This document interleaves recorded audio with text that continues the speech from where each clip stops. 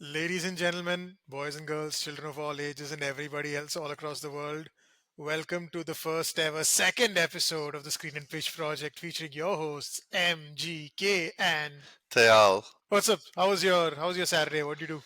It was great. Had a friend visiting, went to see the highlights of New York, so did a comedy show in West Village. Nice. Uh, got five stand-up comedians. Interesting how much more anime has gotten into mainstream community because three out of the five comedians had jokes about anime. Very unexpected. Good show. Yeah. Completely random comedians, but yeah, always a good time. Nice. Yeah. My wife and I we went out to watch Inside Out 2. Ooh. Yeah. I mean, I loved Inside Out 1. Loved Inside Out 2. Yeah, really solid sort of movie. I think it was really good. Very well sort of set up, very well told. Really good depiction of some of the more complex emotions. It also feels like a franchise that could actually sort of actually become a very well fleshed out TV show. You know, the one place where you can watch Inside Out 2 anime and comedy shows is a TV. And that's what we're going to talk about today, right? TV shows and more specifically TV characters. Ones we hate, ones we love.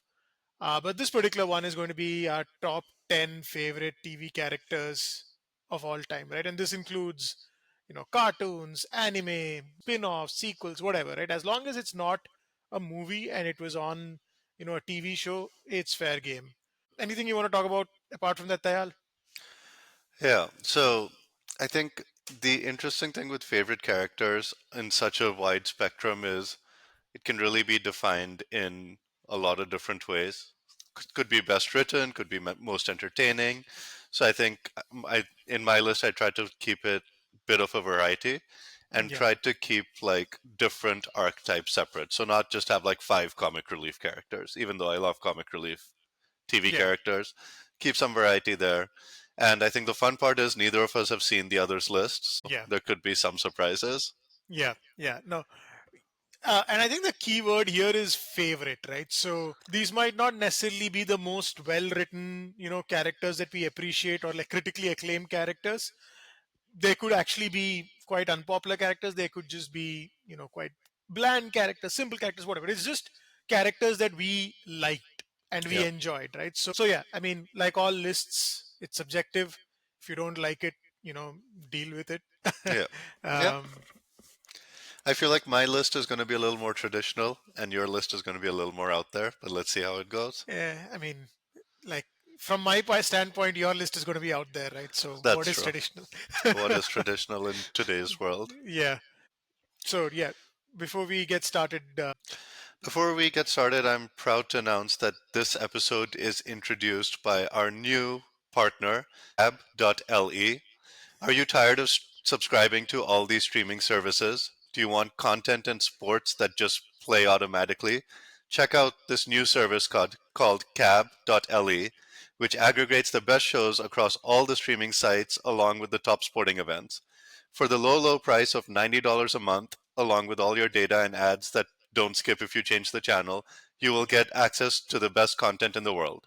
Terms and conditions apply. Add-ons probably required for the show you actually want to watch. Just a quick disclaimer, we are not officially sponsored by cab.le yet, but we are looking forward to this service existing, and then we will be happy to be sponsored by them. one day soon, right? Yes.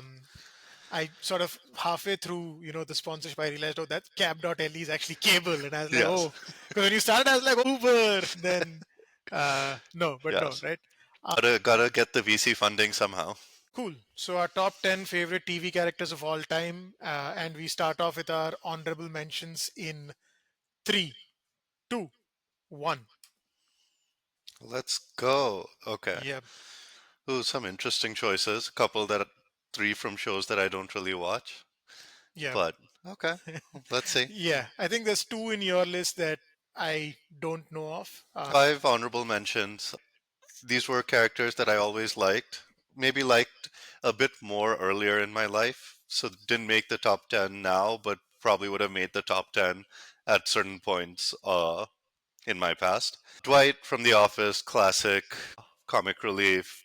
Had a good heart, complete weirdo, great one-liners.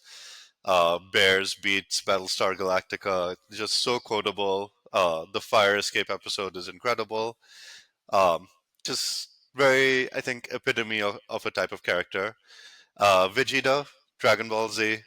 I've Yeah, always been a bigger fan of like the second in charge character, and yeah, Vegeta is definitely the first one of those. yeah, Todd from BoJack Horseman, again a bit more of comic relief, but had a bit of background and past to him, and a little bit of depth that would randomly pop up.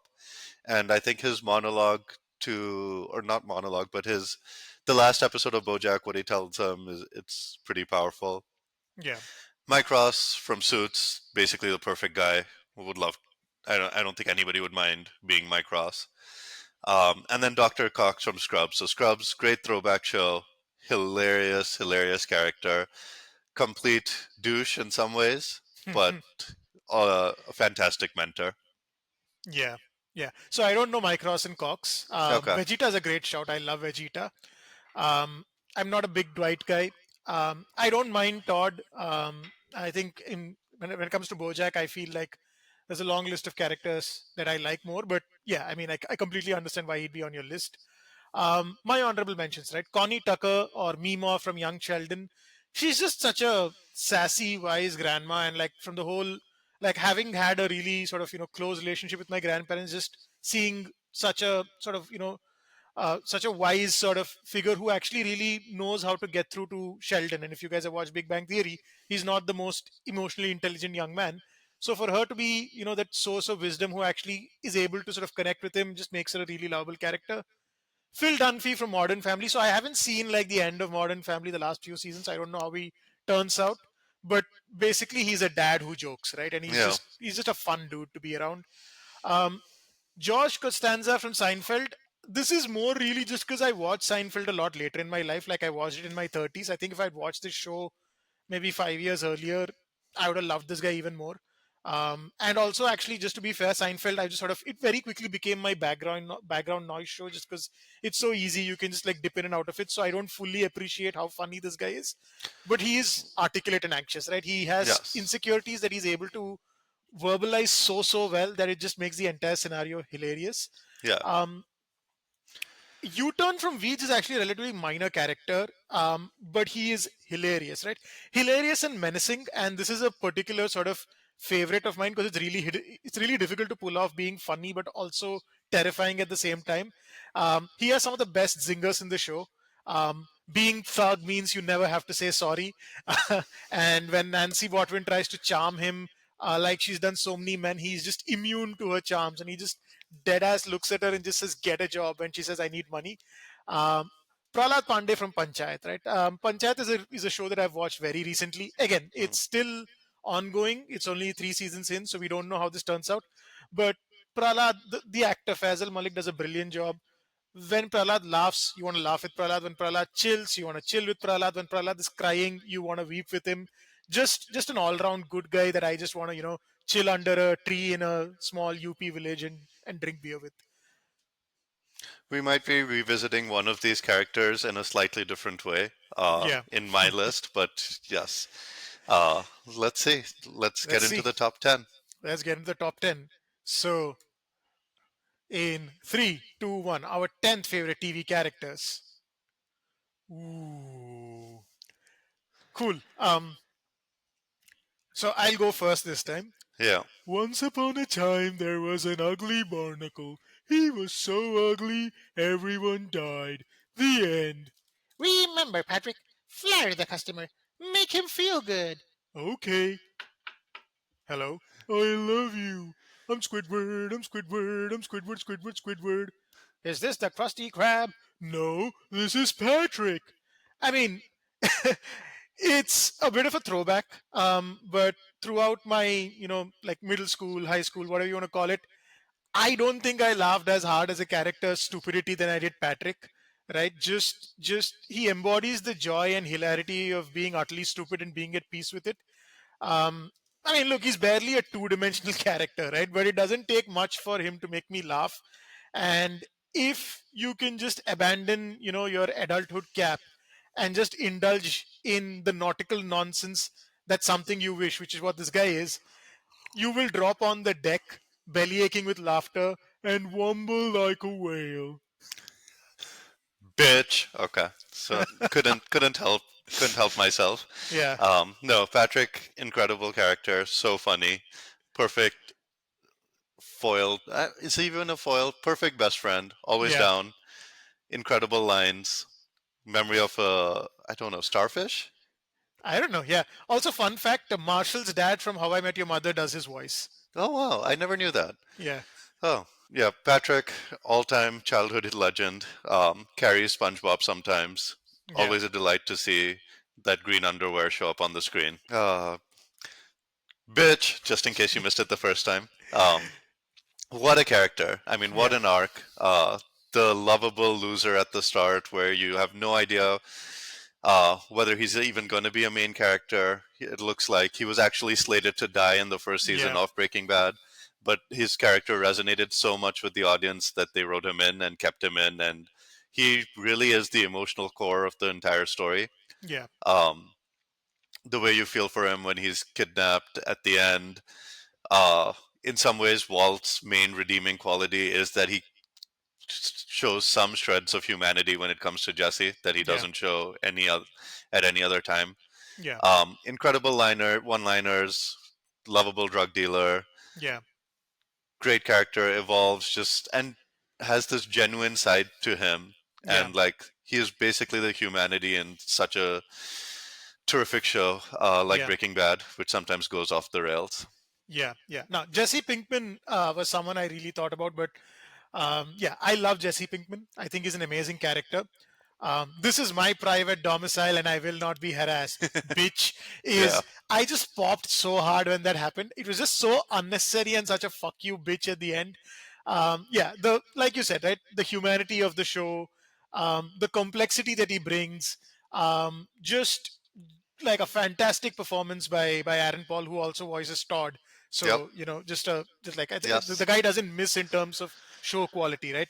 Um, you might see a Breaking Bad character later on my list because my favorite Breaking Bad character is not Jesse Pinkman, Hmm. but I absolutely love Jesse Pinkman and I agree with everything you said, right? I think he's just a phenomenal character, phenomenally well written.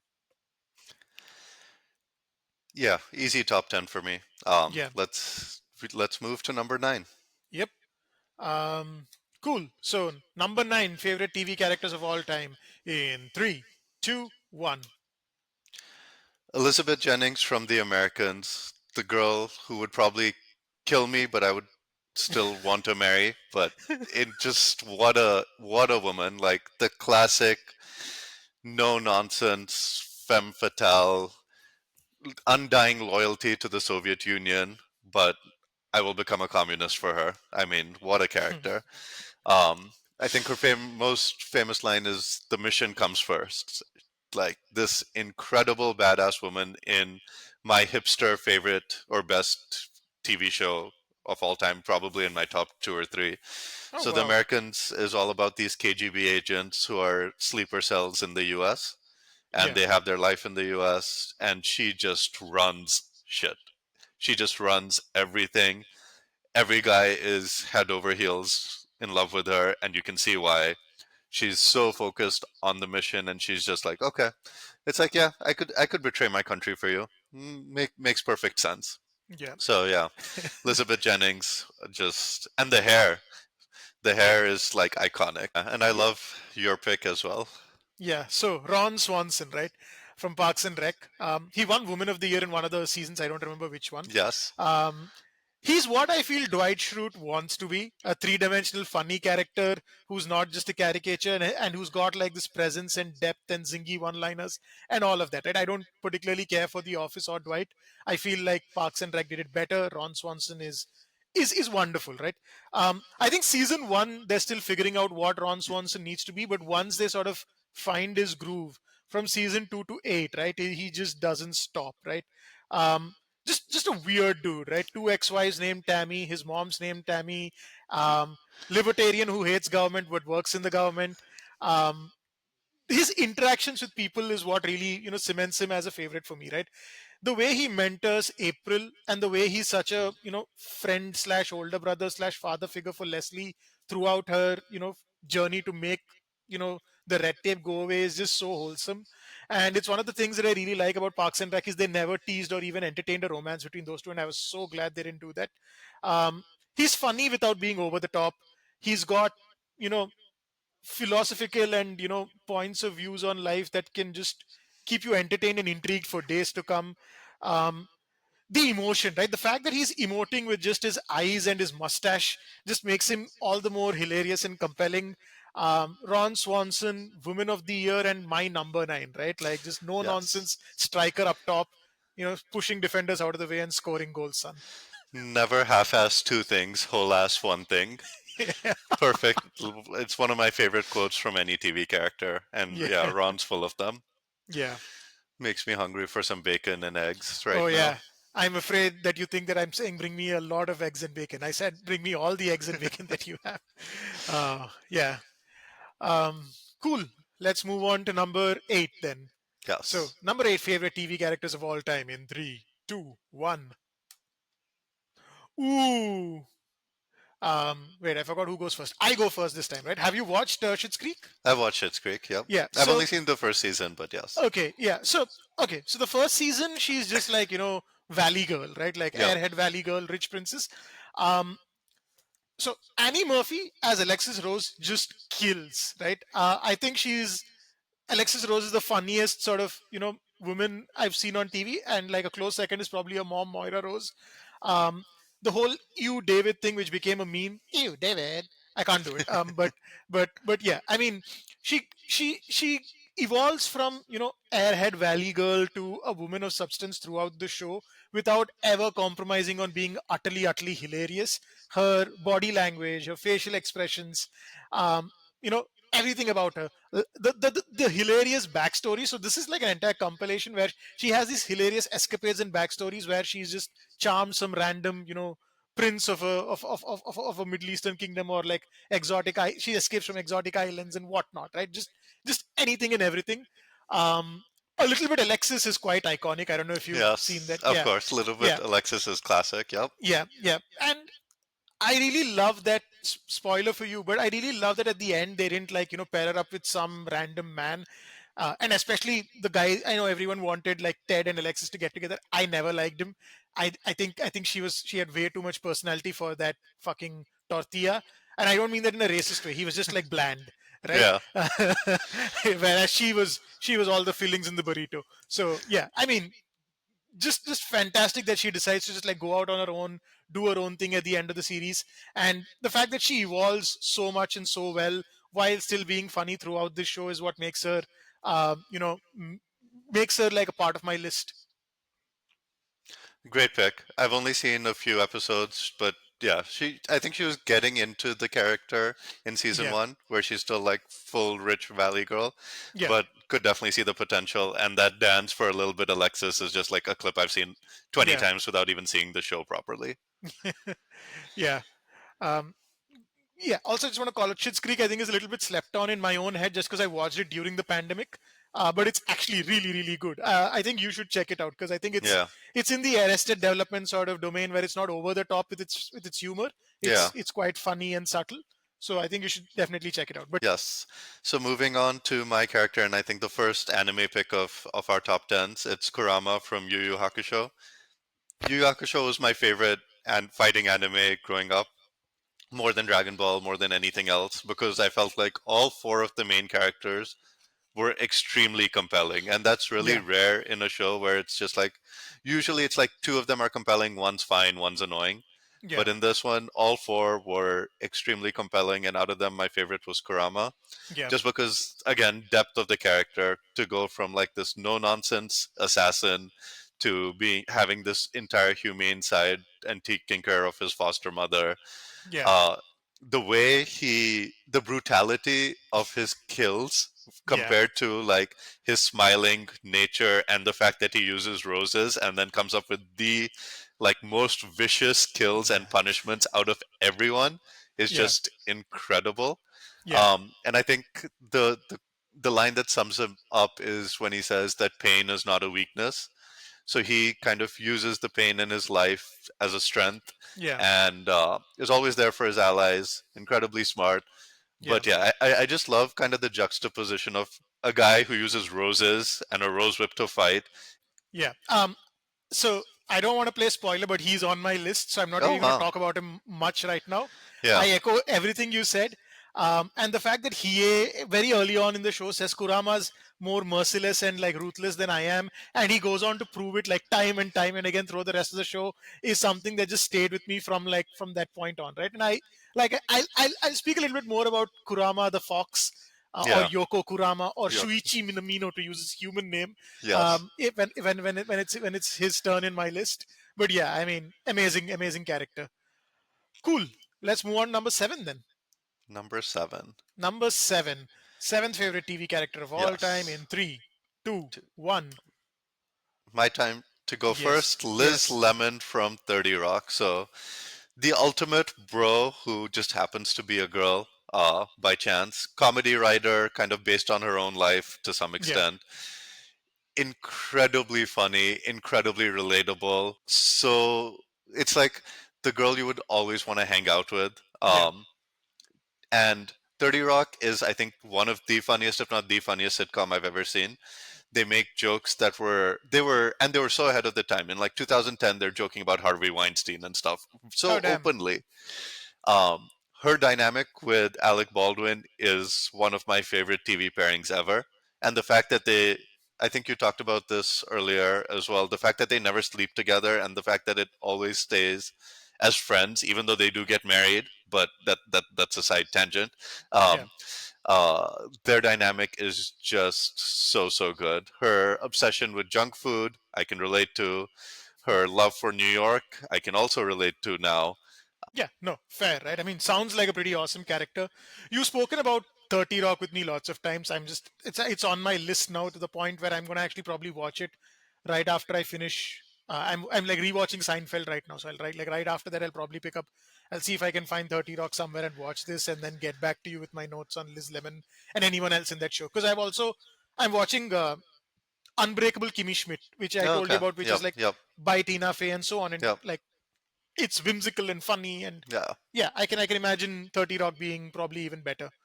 Um, Probably it's a tight show because that's who my number seven is, right? I mean, Breaking Bad universe, right? Better Call Saul, Breaking Bad. They've had some great characters and some great villains. You've got like the cold, calculating Gus Fring. You've got charming, cunning Lalo. You've Hmm. got the remorseless Todd. You've got like the Aryan Brotherhood guys. You've got like Hector Salamanca. You've got the ultimate, the power hungry sort of Heisenberg. But one man had a magnetic, manic energy, right? And you didn't know what he was going to do next at any moment of time. When he was on screen, he stole the show. When he was on screen, you feared for every single character around him. And that was Tuco Salamanca, right? This man made your skin crawl, your toes curl, and you didn't want to look away. But at the same time, you just want to keep listening to this guy talk because he can go from silent, caring, Abuelita loving, grandson to just pounding the shit out of some guy for absolutely nothing and just breaking his skull open and then showing his knuckles and saying, "Woo, yeah, that's what I'm talking about." Yeah, just manic, deranged, demented, dangerous, just tight, man. He could have been a major, like this character could have been a major WWE star with the sheer charisma and deranged sort of presence he had. Yeah, just not knowing what he was going to do next, what just made him so utterly compelling and the perfect sort of first villain for these guys to Yeah. encounter, right? Like he's not going to rise to the top of the drug world with not without having some Can't just amount keep of randomly killing yeah, people. Makes it yeah, a you little can't. harder. Yeah, you can't keep doing that. But that's fine, right? Because he showed them exactly what they were getting into. Where you can be logical, you can be calm and collected and do whatever, and it can all make sense. And then you end up meeting a crazy who's going to pound you to death with his bare fists, right? Perfect first villain. Could have been higher if he had lasted a couple of seasons more, but then I think his charm would have also maybe died out if you just kept seeing this crazy guy for like a couple of seasons, right? But yeah, Tuco Salamanca, amazing villain. Yeah. Just to this date, I just remember every time he was on screen. Like it's been like a decade since I watched Breaking Bad. I remember almost everything that Tuco did, and that's why he's number seven for me.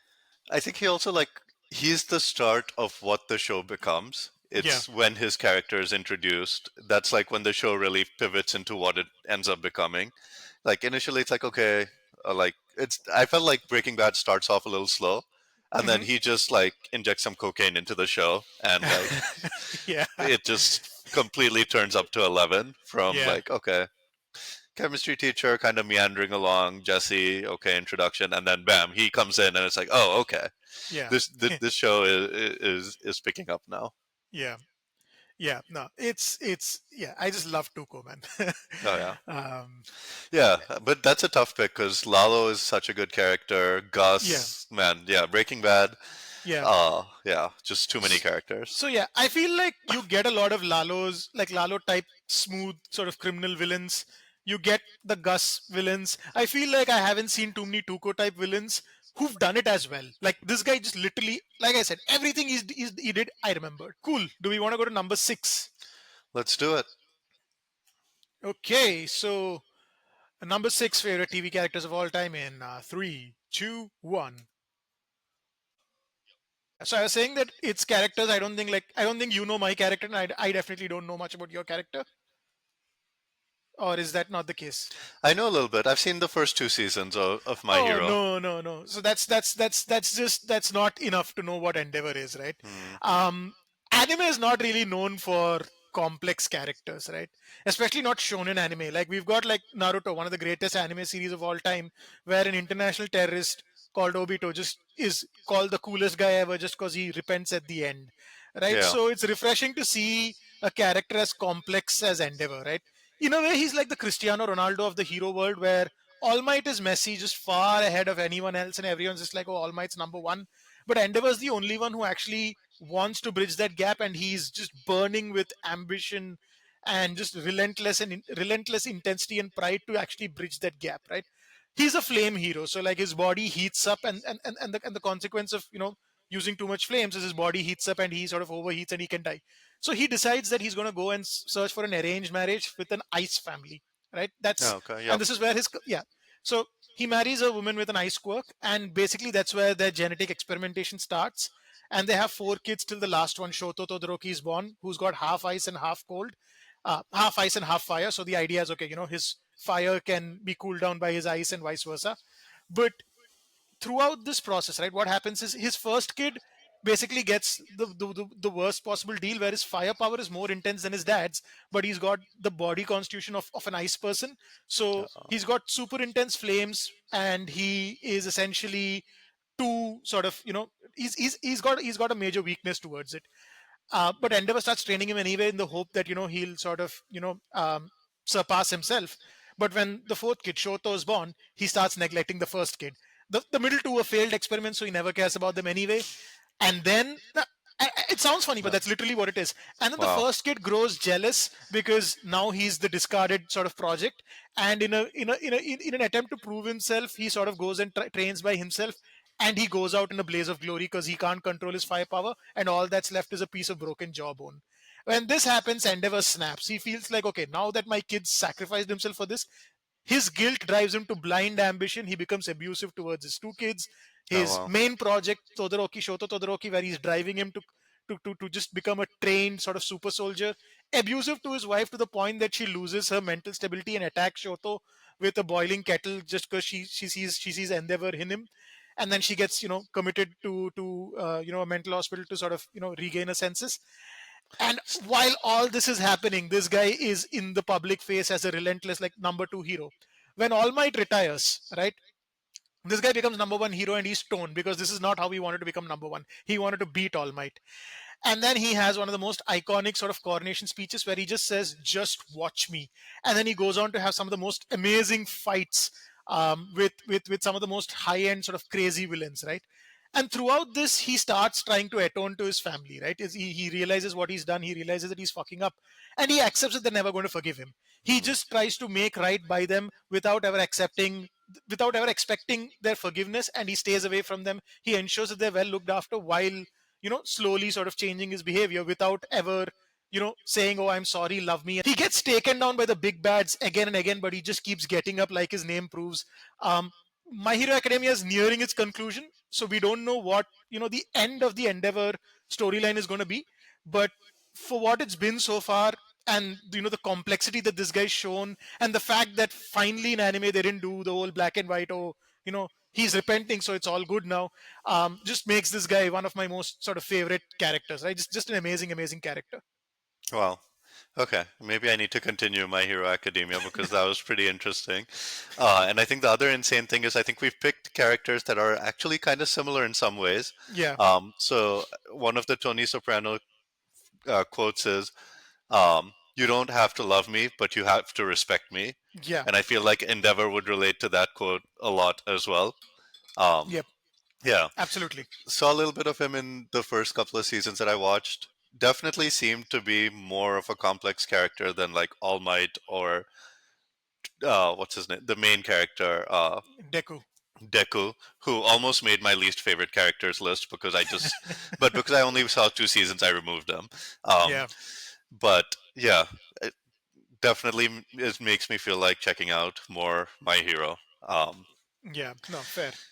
So moving on to Tony Soprano, in a lot of ways, very very similar to Endeavor. Abusive father, slaps his wife, abusive to his family, kills his friends. The original mafia don, the original anti-hero that then Yeah, you see in Walter White, you see in Mad Men, you see in a lot of shows.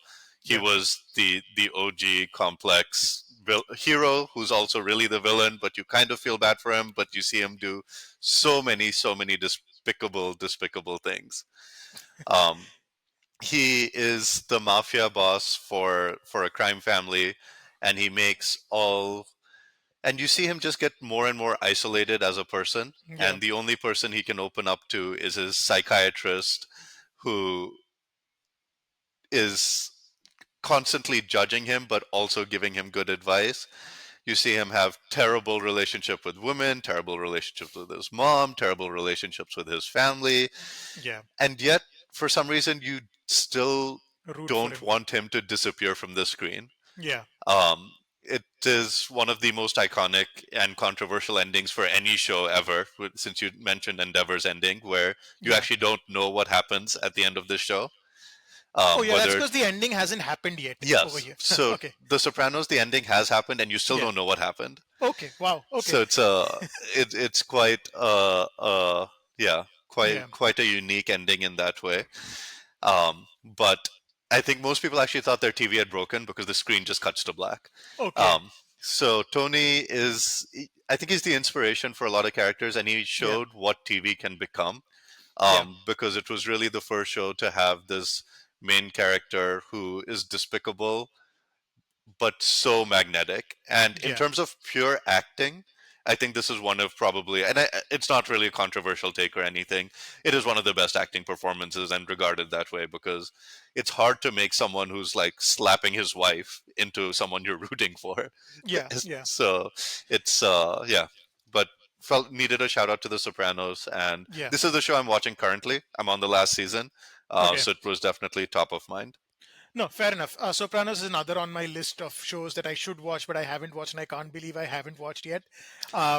Yeah, I mean, I don't know much about Tony Soprano. I know the name Tony Soprano, but yeah, I mean, he sounds like like a Walter White, like a BoJack Yeah. Horseman, like all of those guys, right? So yeah, very similar themes in number six for us. Okay, so number five, we've hit the top five now for our favorite TV characters of all time in three, two, one. Ah, Let's go. Okay. Oh, I double anime. yeah, I really thought about Roy Mustang for a really long time, and I just want to say, sorry, go on, and then I'll add my piece. Go on. So Roy Mustang, the leader I would want to work under. I mean, Yeah, what a man! Just yeah, completely magnetic on screen, yeah, completely incredible power. So you yeah, have the complete badass, like unstoppable power unless you're facing a homunculus, and even then, kind of unstoppable to the yeah, point where, like, unless he's even when blind, he's kind of unstoppable.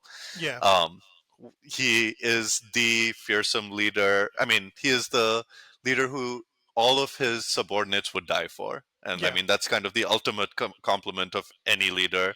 Yeah. His relationship with Hawkeye is incredible. Yeah. His relationship with the Ulrich Maze brothers. Hughes. Okay. And Sorry. then, yes, and then that scene where Hughes' his funeral and Yeah. the entire world is raining, and you can see the rain falling from his eyes Yeah. as well. Yeah. So the man who was always useless in the rain Yeah. was definitely impacted. Then Yeah. it's kind of, I think, again, a bit of a heavy quote, but I think the quote that always resonated with me is that nothing's perfect, the world's not perfect, but it's there for us, trying the best it can. So he is ready to do the dirty work. Yeah. He's ready to subvert Yeah. rules. He's ready to go under with underhanded tactics, Yeah. but at the same time has incredible principles and Yeah. is, I think, the leader that everybody would want. Yeah. And yes, Yeah. Yeah. No, I thought and about Roy just this is Mustang. just such a Yeah. cool power. Just Yeah. snap and kill. Like, Yeah. can't get That any cooler than that. that the whole I think with some of one of the homunculus, I don't know which one, he Yes, just rage and yep, snaps. Yeah, he yes, just rage snaps. It's one of the most badass scenes in all of sort of TV, right? Just yeah, I mean, I thought about Roy Mustang long and hard because he's just so cool. The yeah, reason he didn't make my list is because of the rain thing. I liked it. That's just like like, come on, bro. Because I mean, I think part of it is because I live in a city where it rains so much, so often that I just like, yeah, Roy Mustang. If you yeah. were in Can't London, work what are in you London. going? Yeah, I mean that was pretty much it. Like it sounds lame, but that's really it. But I love Roy Mustang, and also for me, I feel like with Full Metal, um, and I feel like this is the thing with good shows, right? Where there are so many good characters that it's hard for me to say that Roy Mustang is my favorite Full Metal Alchemist character just because there's so many good characters. Yeah, He is my favorite Full Metal Alchemist character, but that's just because I think he's really cool. But if you ask yeah, me, okay, who's got more complex views? Like Edward Elric is a yeah, fantastic protagonist, right? yeah, Alphonse is a fantastic sort of foil to Edward. There's just so many amazing characters in Full yes, Metal that I sort of I feel like in maybe another less well written show, Roy Mustang, if he stayed as he is, would stand out way more. And that's also why I didn't pick him. But otherwise, just an amazing character, and just that, yeah, man. Like that's just the coolest way to flick a switch. Um, so mine is Yoko Kurama, right? Kurama the fox. Usually in like shonen, the protagonists, they have a moral compass. They don't really kill unless it's Dragon Ball Z, where you can come back to life and stuff like that. Um, that's why Kurama is so fucking awesome, right? He's got the compassion. He cares about his comrades. He cares about his mom, his human birth mother. But you cross a line, and he will lop your head off without a moment's hesitation. And I love that ruthless efficiency about him, right? Just ruthless efficiency, right? He's also incredibly smart, but not in like a high IQ way, where in the anime trope he's going to push up his glasses and be like, "Oh, I figured out the calculations to get us from Saturn to Jupiter in 5 minutes." No, bro, he's really sort of street smart, but also like got the IQ sort of intelligence, and that makes him the MVP of the entire Sensui arc, right? Like from start to yep, finish, from just the MVP of that entire arc. And it just makes all of his fights so entertaining because he's the one guy in Yu Yu Hakusho where you could put him up against someone who's actually more powerful than him, and you can think that this guy's going to beat him without it being a cop out of, oh, I have demon blood in me or some kind of weird power up, because Kurama's just going to whip out you know a crazy plant. uh, Whether it's him in his human form or whether it's the Yoko form, it doesn't matter. He's going to whip out the coolest looking, gnarliest sort of plant based attack and just like whip you up. Like the way he deals with the elder Toguro yeah, is all time great for me, right? Just yeah, eternal suffering in a hallucinogenic sort of plant, like basically the worst acid trip of all time for for Toguro the Elder. And I loved the design, the simple sort of all white design of the silver fox, right? I just loved it. um I watched Yu Yu Hakusho when I was a teenager, like 13 or something like that, and just yeah, I wanted to look like Kurama. I wanted to carry myself like Kurama. I just wanted to kick ass like him. I came nowhere close to achieving any of the three, but for all of that, just the style, the crazy fighting style, but also the compassion and kindness that he shows. Like Kurama is like again, right, really complex, compelling, entertaining character, and that's why he's number five for me. Yep. I mean, he was on my list. Yeah, Yeah, no objections here. The yeah. way he balances compassion and brutality is just incredible. Let's move on to number four. In three, who goes first this time? I forgot. It's your Me. turn. Yeah. Yep. Okay. Three, two, one. Again, similar characters Oh in a wow. way. But Mom, Mr. Garrison, I want to be on the podium and get a medal and look all cool in front of my friends. What the fuck do you mean I'm fourth? I'm fourth? You goddamn Hindu hippie! You put me fourth? Who else is more iconic? Screw you guys. I'm going home. Yeah. I mean, I don't think there's been a single character in any show that I watched that's carried it as hard and as long as Cartman did for South Park, despite South Park being fantastic, right? Like South Park's a really, really good show without Eric Cartman. It's like a 7.5 to 8 on IMDb kind of show. I mean, it Yep. stays roughly in the same ballpark of 8 to 8.5, but with you watch South Park for Eric Cartman, right? Just so compelling, misogynistic, transphobic, homophobic, racist, whatever, right? It doesn't matter. Cartman is all of those things. He's probably all round objectively the worst person on TV, but it doesn't matter, right? He's just so outrageous, so funny, so compelling. Like just for Scott Tenorman Must Die, just for that episode alone, he could make this list. And he's the embodiment of an absolute prick, and I love him for it. And that voice, right? Just iconic. The way he goes from But Mom, to goddamn it, Kenny! is just yeah. I mean, I don't think I can do the voice, but I've been spending years trying, guys. Ever since I heard this guy, all I want to do is like talk like Cartman.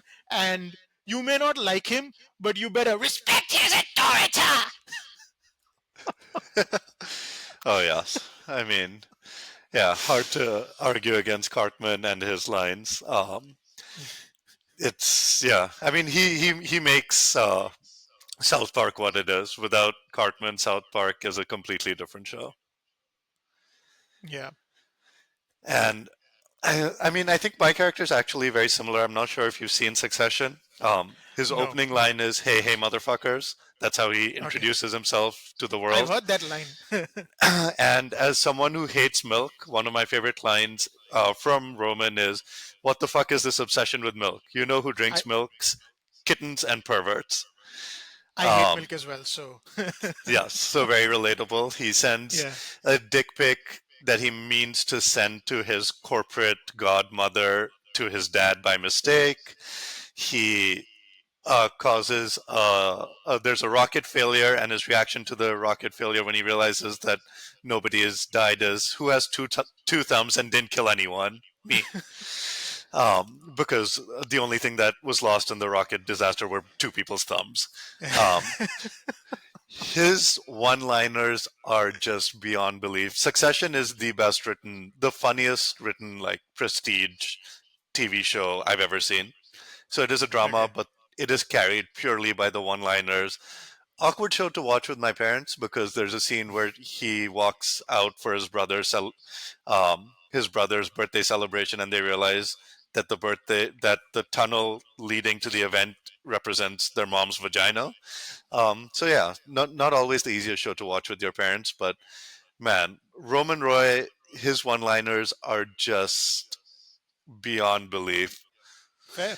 Um, I think you made a very good case for me to just watch Succession. Also, he looks like the human version of Scar from The Lion King in this photo. Um, Yeah. He is the neglected brother in some ways. Fair enough. So Yeah. yeah, Scar is not a bad shout. Yeah. Scar also had some pretty iconic lines. So Oh yeah. Scar was just oozing charisma, man. Scar had bars before bars became a thing. now um, to the top three. Okay, yeah. The I podium. think we've covered a lot of pretty good shows, so it's going to be interesting who makes it into the top three. Yep. So in three, two, one. Hmm. Again, two shows that I don't think either of us have watched. No, go for it. I've seen a little bit of Mad Men. So Um, Peggy but like Olson is segments. Sorry, go on. Yeah. I think it's the best character journey I've seen of any character in any TV show ever, which is why she's my number three. Starts off as the secretary to Don Draper, the lead, John Hamm. Has a kid, and in the first season, with this douchebag character, seems to be like this random secretary, but then just slowly unveils like this total badass side of her, where she is like this advertising great, comes up with incredible campaigns. She's the only woman who Don Draper seems to like actually genuinely respect, which makes sense why they never sleep together, because he sleeps with every other character on that show that I can think of. Um, she's just breaking boundaries. Uh, Recommending Mad Men sometimes is a little tricky because the first season just has so much overt sexism that just doesn't fly in today's world, and shouldn't fly, obviously. But she just breaks barriers, and she evolves from like this timid secretary from a small town to this corporate giant taking people down in New York. One of my favorite scenes of any show, the line is from Don Draper, but she's having the one-on-one with him. They've been working together for years, and she's just like, "You just don't give me any damn validation. Like, I'm doing everything. I want more." And he just looks at her and he just says, "That's what the money is for." And it's just like corporate America in a nutshell. Yeah, yeah. But at the I've same seen time, this. what a character arc, just going from this diminutive character where you're just like, okay, will she even be like a major character, to like, I think probably the most likable character in some ways. At least she doesn't do anything too evil in the show. Right. But yeah, just for the journey from start to finish, incredible character. So Yeah. well written. No. Awesome, right? Again, Mad Men's on my list. I have a long list. I just like far past few months I haven't watched a lot of TV, so I will probably get around to it. She's also wearing a a pattern that my number three often wears. I just could only find this photo of him smoking, so I wanted to keep that because Ricky from Trailer Park Boys is, I think, the one character who has made me laugh out loud more than any other character in any other show ever has, right? And that's saying something because I watch a lot of comedy. In the later seasons, Trailer Park Boy sort of becomes a caricature of itself, and the characters kind of devolve. But regardless, Ricky keeps being funny, right? From his Rickyisms, which are like he gets sayings messed up. So one of them is "I beg to be different." Um, Get two birds stoned at once. To like stuff like it's better to have a gun and need it than not have a gun and not need it. And just like, oh, you got to put two turnips in heat for turn up the heat. Just you. And they come in such random context that you end up laughing at what he's saying, because while they apply to the context, they apply in the most fucked up way imaginable to his weird philosophical dilemmas, where in one of the in a certain scene, like he burns down his father's trailer, and everyone thinks it was another character called Bubbles because he was cooking at around the time the sort of grease fire went out of control. So he's like, well, there's a good chance that I did it. In fact, I did do it, but Bubbles took the blame, and he's my best friend, so I gotta let him, because what do you do when someone's already take the blame? You can't, take the blame from them and say I did it. So I just didn't know what to do, and it's just hilarious because the entire episode is just about this moral dilemma that he has.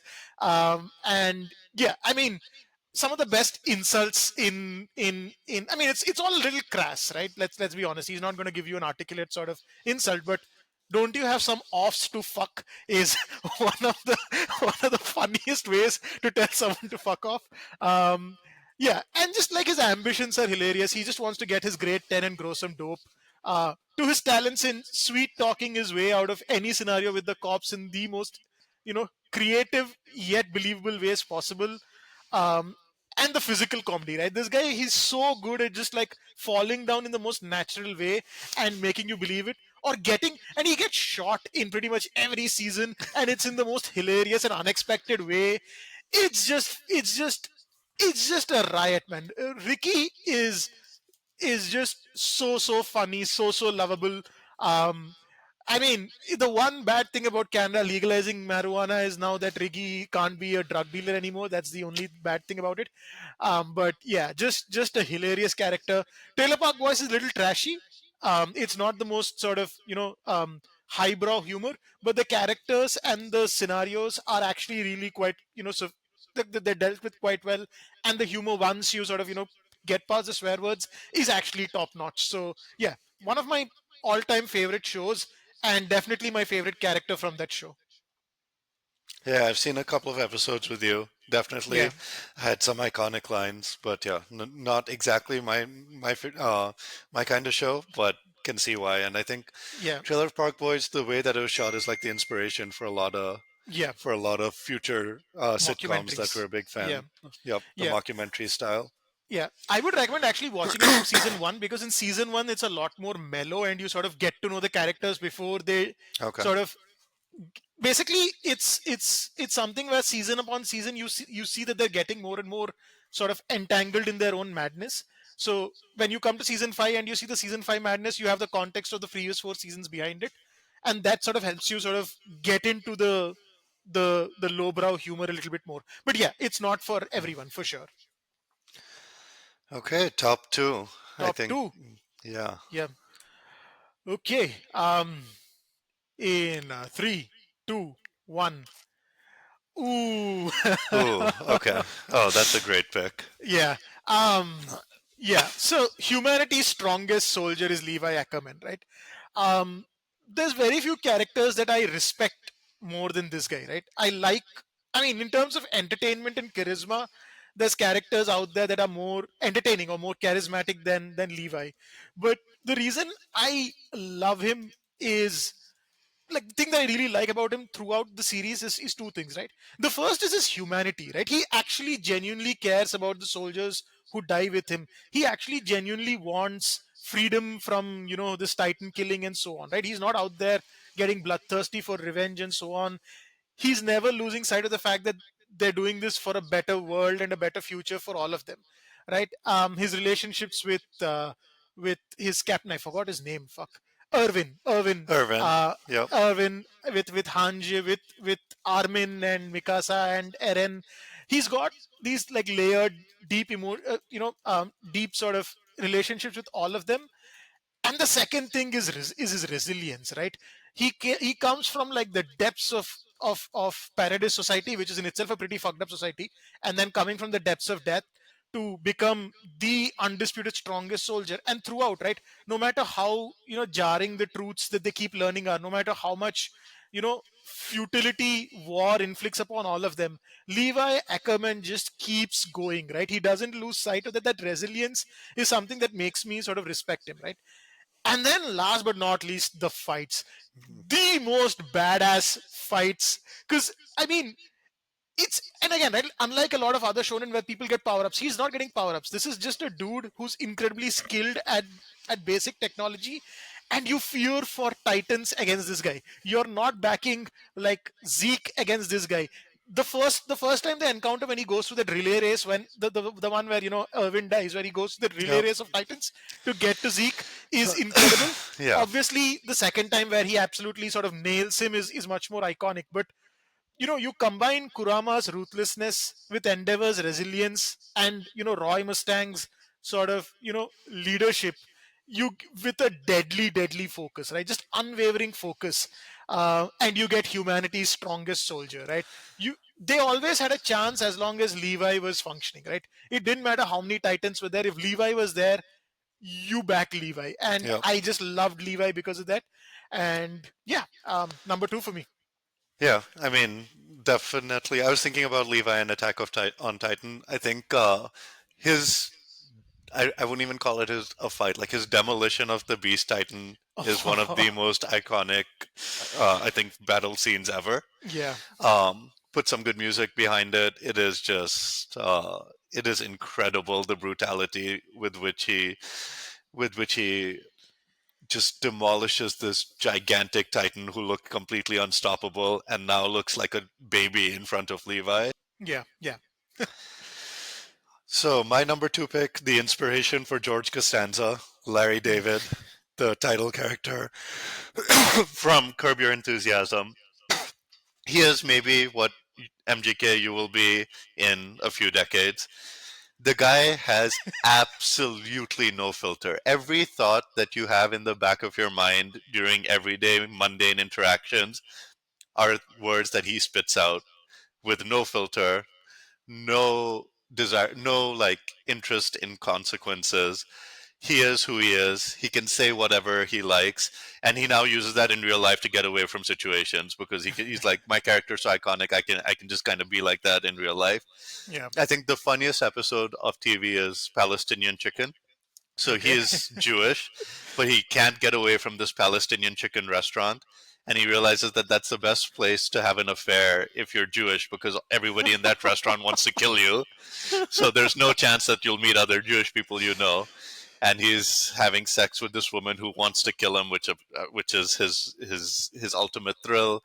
Yeah. He goes and tells kids that when a 10-year-old performs and he has to listen to her sing at a dinner party, he's just like, nope, you kind of just suck, so please shut up. Yeah.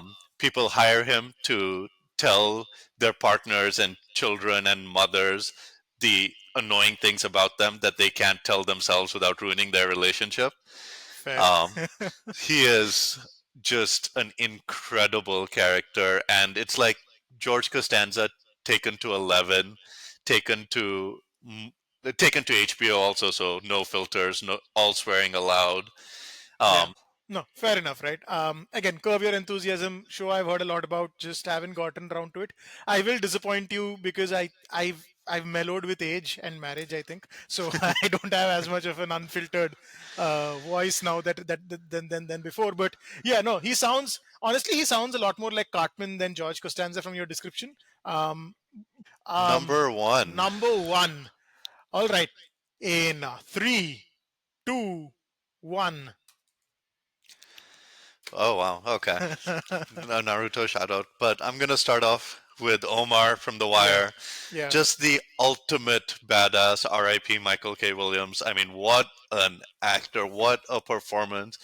What I mean, there's not. I mean, the most iconic lines in my favorite TV show of all time. I'm just gonna rattle them off because it's just it's a show where the single most moral character is this gay man whose job is to rob drug dealers. He seems and he says it too. His quote is, "A man gotta have a code." How do you expect to run with the wolves come night when you spend all day sparring with puppies? I've heard this one. Man, money ain't got no owners, only spenders. And this is when he's robbing a poker game of drug dealers. Yeah. When he's in a fight with a rival man he respects, he's like, worrying about you is like wondering whether the sun is going to come up. And of course, the number one quote, "You come at the king, you best not miss." That summarizes Omar in The Wire in like this, in the show of all morally complex characters. He just stands out as this pinnacle of just badassery. Nobody wants to mess with. Um, just favorite show of all time, favorite character in my favorite show of all time. Yeah. Was honestly an easy pick for number one. I didn't even have to think about it. No, fair. Again, right, another show on my Yeah. very, very long list. This has been on my list for like a decade and a better part of a decade right now. But yeah, I mean, I've noticed, at least with me, I need like a lot of emotional energy to go through a drama, like, Yeah. which is why I when I indulge in them, I indulge with a lot of like with energy, right? Which currently my life is demanding elsewhere. So, but no, no, I mean, it sounds pretty iconic, and the ultimate badass is why I picked my number one as well, right? I was dilly dallying between putting him number one or number two, but he went to number one because it is favorite. And this guy, I just love this guy, right? Because you imagine a character whose mere name is enough to trigger a world war in the world that he's in, right? Imagine a character who's been hyped up by the author and by everyone in the story for years and years and years, and then he's finally introduced, and he doesn't even just live up to the hype, he just obliterates all expectations, just exceeds them, right? That's who Uchiha Madara, the ghost of the Uchiha, is, man. Oh man, I love this guy so much. And the reason I sort of put him at number one is now I realize that I actually buy into his whole, you know what, let's just go for mass hypnosis, because that's the only way to have humans live peacefully. Because at least the last 5 6 years, the kind of people who are coming into power, the kind of people we're voting for, the way just the world just seems to be going to the shit. I'm just like, you know what, Madara? Thanos didn't have a great plan. This halving the population thing is not going to work. Putting everyone on an eternal infinite Tsukuyomi like acid trip or ecstasy for life is the solution, right? I mean, it's a really compelling argument because he's just and that's the thing, right? He's not a villain who's like, oh, I want world power, world domination. He's just like, this is how I think we can achieve peace, guys, because otherwise there's always going to be conflict. And you know what? Fair argument, bro. Fair argument. But that's just one part of what makes him compelling, right? The other side is just his bloodlust, right? His sheer charisma, the sheer coolness with which he casually just goes on obliterating, character after character. Um, I don't know if you've seen the the AMV on YouTube with they play Indestructible in the Yep, background, and yep. Madara is just going to town on the entire Shinobi sort of force or whatever, whatever division or whatever. Insane, right? Insane hype for this guy. Um, and then some of the coldest sort of just lines in anime history, at least, if not anything else. Do not be mistaken. This is not power of your creation to Kabuto when he's like, oh, I've improved you. He's just like, fuck off. Very good, Onoki. But what are you going to do about the second one is the most. I just laughed out loud as he's summoning a second meteor casually from the atmosphere. And then the biggest god flex of all, right? Do you want these clones to use Susanoo or not to the five Kage, right? I mean, the guy just keeps bringing it fight after fight with character after character. And throughout, he's acknowledging that they're strong, right? It's not like, oh, these, Yeah. these guys are really strong, this guy's really good. But I I am him, bro. I am the man. I am the guy you ain't touching. Like just like entertaining himself with Maito guy and just saying, "You bastard, you nearly killed me," and laughing about it. It's just, and he's not just raw power, right? He's a smart sort of battle IQ oriented fighter who's also like recognizing people's potential. I remember him thinking, oh, Sasuke is actually really good. He's got really good potential. He can surpass me. Stuff like that, right? He's just a morally complex, compelling villain. And the only thing is that his ending is such a cop out. Hmm. And that's the only reason I was thinking, oh, maybe I should put him like lower on the list. And then I was just like, you know what? If it was me critically reviewing characters, then maybe he could be lower. But if it's just favorite, Madara. I MGK declare you Madara my favorite character because you were just a badass, bro. And yeah, just that goddamn fucking ending is the only thing about this character that's not perfect. But yeah, I can take that. I'll live with that. No, yeah. No, what man, the five Kages versus Madara is just where you see the it's like the whole power skill shifts and it's like, oh, these five are doing pretty cool things, but they just pale in comparison to like Madara barely even trying. Yeah, Um and then yeah, and the other thing is it just shows how insane Hashirama was to actually manage to deal with this guy. yeah. Um and but yes, Madara, I think the was definitely a more compelling villain to me than Oh Tobito, yeah, for sure, for sure. who was kind of just going around. And I think the main thing that cut it down for me was then what happens after Madara and the whole Kaguya and all Yeah, of that. yeah, I felt like after Madara, that was just a big letdown yeah. because he should have been the final villain. Like He he should was have a been the final. perfect final villain, and that kind of it's one of the things that disappointed me about Naruto in general. Yeah, It's just like, yeah, yeah, you had the perfect final villain, you yeah, built it up perfectly, yeah. and then what you really didn't need anything beyond this. Yeah, I think I remember somebody saying that, oh, it's like I think Kishimoto didn't know how to defeat this guy, and that's why he did this, which Yeah, makes sense to an extent, but like it's still a cop out, bro. yeah, Like you gotta let him win. It's fine. Like yeah. it's fine. Like Madara should have won. It's okay. Um, yeah, no. But yeah, I mean, like I said, because it's favorite list, I was just like, you know what, it's fine. I really I just love Madara. I think because he lived up. I think the biggest thing is him living up to the hype. That, Because like I think yeah, we were watching Naruto as it was coming yep, out, right? It yep, wasn't like oh we it was done. So we knew about Madara from Naruto. Like forget Shippuden. Like we waited like yep, 500 episodes for this guy to turn up, and then when he did, we were like, oh shit. Like what the fuck is going on? Like yeah, what is this insane badass doing, right? It was just like Yeah, just the ultimate badass, like you said about Omar. The ultimate badass in at least the Naruto verse was Madara. Top 10. I Yeah, had one question. yeah, Were there any TV shows that you absolutely love, so are like one of your favorite TV shows where you didn't have a character on the yeah, list from? yeah. I actually have quite a few like that. Like BoJack Horseman is a great example where Yeah. I just love the show so much, and I love every character, or I appreciate every single character in it. Like when I say favorite, Yeah. none of them is someone I.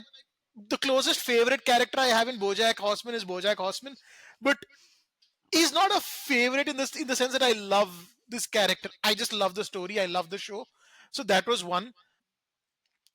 Even to an extent, I'd say Peep Show, right? Yeah. And Always Sunny, where it's just the entire cast just brings it. It's the setting, it's all of that, and to an extent, like for example, with the Breaking Bad, Better Call Saul universe. I mean, Tuco's not a main character, right? So Yeah. it's Yeah. it's it's it's for me it was like the storytelling elevated these shows more than the characters. Same with Full Metal is Yeah. one of my all-time sort of favorite shows.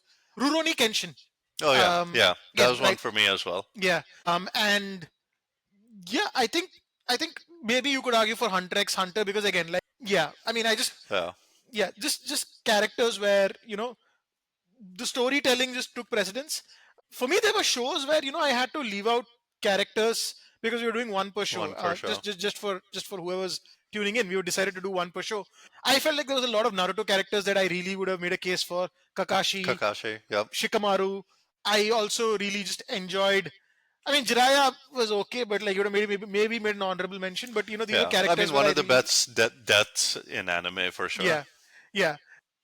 So yeah, what about you? Like, what shows did you sort of leave out that you loved? One was putting someone from Naruto just Yeah, because iconic show. I mean, I was thinking I should have at least one from one of the big three: Naruto, Bleach, One Piece. But then yeah, nobody stood out enough compared to the other picks. Cowboy Bebop is one of my favorite animes. yeah. Like honestly, the soundtrack is probably what stands out the most. Oh yeah, Um, Apart from that, I was thinking about somebody from Game of Thrones. yeah. But Fair. again, it felt like the story took precedence, and like all the characters that I liked also annoyed me at different parts of the show. Yeah, So then they went down the list. yeah. And then yeah, I think those were the three main ones. And then of course Slam Dunk, one of my favorite anime Oh, the basketball. basketball one. Yeah. Yep, The absolute hero looks classic. like Kuwabara. Yes, he does. He does. Yeah. Sakuragi, yeah, incredible anime, but no, yeah, none of the characters were like quite on the caliber for this.